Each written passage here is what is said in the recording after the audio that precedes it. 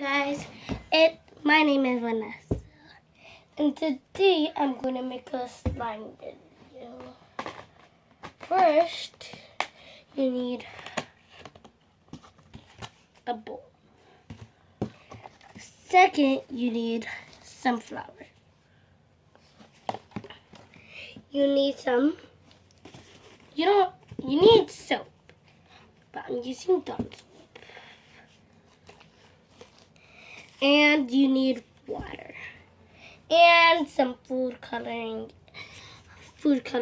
or paint if you want. So pour your flour in first. You should have this much poured in or more. This much. Then pour water. Then get some soap and